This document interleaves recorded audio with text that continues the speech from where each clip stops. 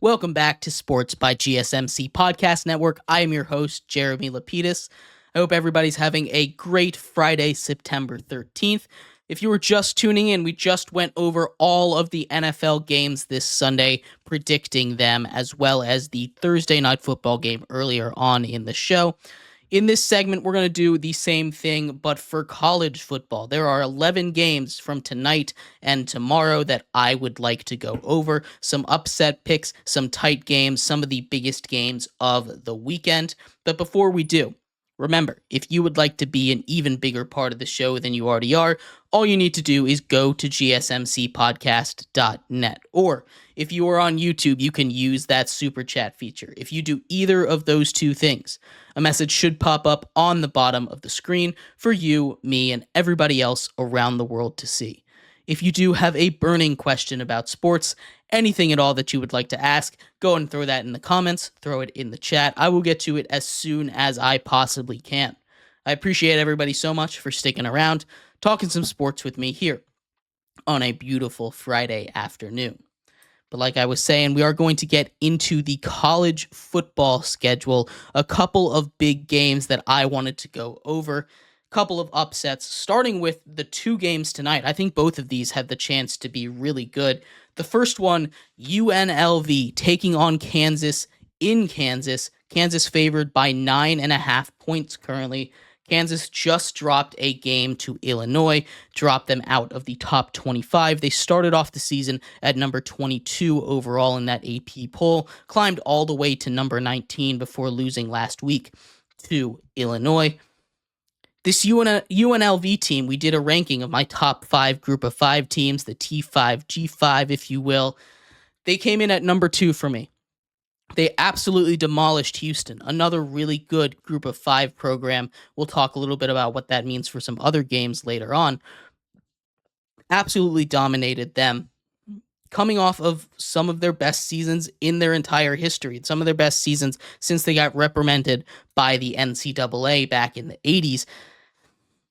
This UNLV team has a real shot to get that last group of 5 spot in the college football playoffs. That being said, Kansas is a better team on paper. This is going to be a tight one, I think, and I think Kansas will win this game regardless. What's going to determine how big a margin it's going to be is going to be the turnovers. Kansas has had a very big turnover problem. They turned the ball over 4 times against Illinois, which is why they ended up losing that game in a tight 1-possession game. If they're able to keep the turnovers down to 1 or less or win the turnover battle, I think they win this game pretty handily. If they keep playing sloppily like they've been playing these last 2 weeks, getting away with it, UNLV will keep it close. I don't think they're going to quite have enough to take the win. This might be a really high-scoring game and might be it could have a lot of points on the board, but right now I have Kansas winning 31-24. The other game tonight, and maybe the best game of the entire week, takes place in Kansas State. The number 14 Kansas State Wildcats are hosting the number 20 ranked Arizona Wildcats. Wildcat on Wildcat action. Arizona currently has the longest win streak in the FBS after Michigan lost last week. Kansas State is 12-3 in their last 15 home games. That's dating all the way back to 2022. This is going to be a tight game. The Arizona offense is going to be awesome. You have T-Mac, Ted McMullen. This guy absolutely went off week 1. You have quarterback Noah Fifita, who I think should be in some Heisman conversations. He's a very, very good quarterback. This Arizona offense is going to be great. The question comes with Kansas State. We saw them kind of get bailed out by the refs last week against a very good Tulane team, a game that I think they probably should have lost. They played like they should have lost. This is a Big 12 on Big 12 matchup. It doesn't count towards the conference schedule because it was scheduled before the Pac-12 disappeared. Andre asks, is T-Mac my number 1 wide receiver in this class? I think so. I mean, it's hard to ignore what he's been doing. There's some competition for him, but I do think he's the number 1 right now. It's not laid down in gold, perfect for the rest of the season. But for now, yes, he's the number one in the class. But this is going to be a question of, can Kansas State play like they're ranked? These two teams are going to be fighting for a lot in the Big 12, maybe even meeting up in the Big 12 final if Utah doesn't have their quarterback, right?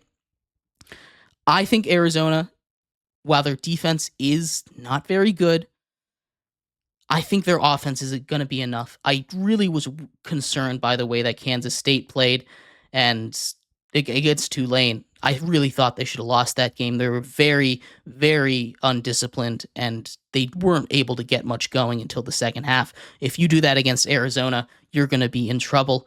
I think Arizona wins this game in another barn burner, 38-34. Then we turn our attention to Saturday, and there's a couple of big group of 5 teams. Again, I talk about my top 5 group of 5 teams. Memphis is up there as well. Memphis takes on Florida State, a team that was ranked as high as number 10 entering the season. Lost both of those games, had a bye week. FSU has been awful all season long. And not just all season. In their last 6 games, they're 1-5 against the spread. Right now, they're favored by 7 points. Memphis is a dangerous team. Florida State has been unable to win in the trenches, either both offensively and defensively. They need to be able to get some push against a good Memphis team that will run the ball, will score the ball on you, and their defense is nothing to scoff at either. I haven't seen anything out of Florida State to make me believe in them. At the minimum, I think they win. At a minimum, I think this game is less than a touchdown at the end of it. Memphis plus 7. But I think Memphis is a good enough team to pull off a full-blown upset in this one. I have Memphis winning 28-17. I think Memphis is a better team than Boston College, and Boston College was able to go into Doak and win. Speaking of Boston College is the next team that is up in these predictions. They're ranked number 24 in the nation. Mickey Mouse ranking. They're not that good. They're not better than Syracuse. They're not better than Illinois. Heck, I don't even think they're better than Northern Illinois, who beats Notre Dame. I don't think they should be ranked. They take on the number 6 team in the country, Mizzou.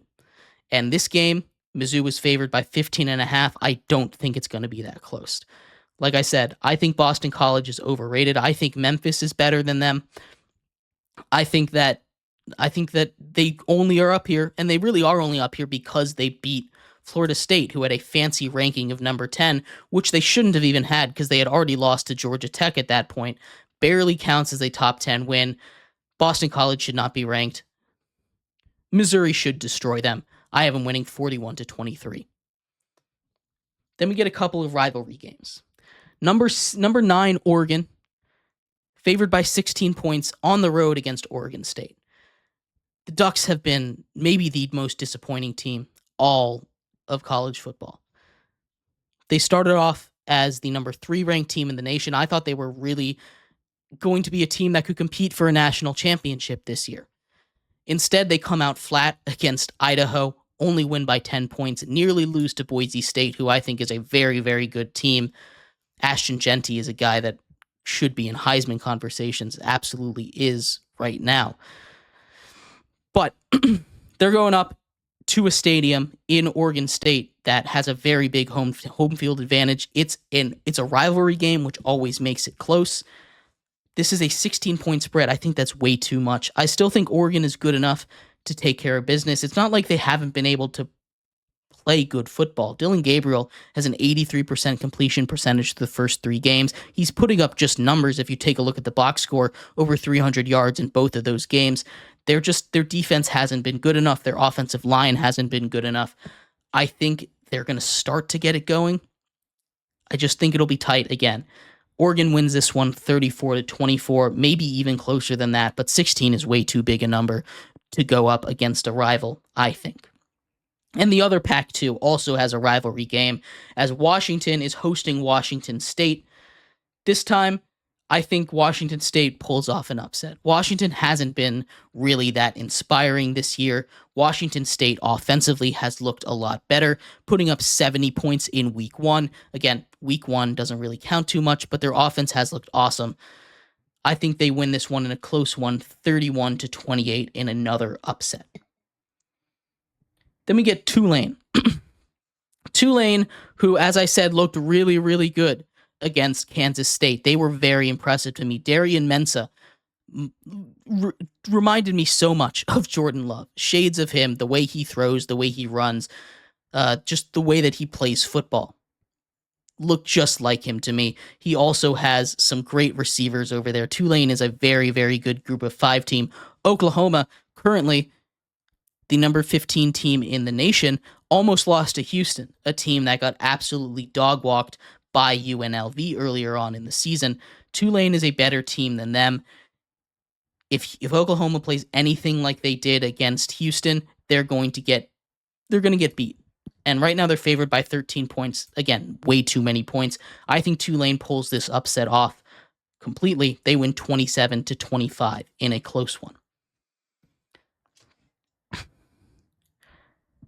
Excuse me. Texas A&M travels to Florida to take on the Gators in the Swamp. Right now, the Gators are rolling with 2 quarterbacks. We don't know how it's going to go. We don't know who's going to start in that game unless they announced it after I did my research there. Texas A&M is favored by 3.5 points. I don't love the 2 quarterback system. It can work. We've seen it work in college football, but it's one of those things that just doesn't inspire me, makes me think that something can go wrong, and then the quarterbacks lose all of their confidence.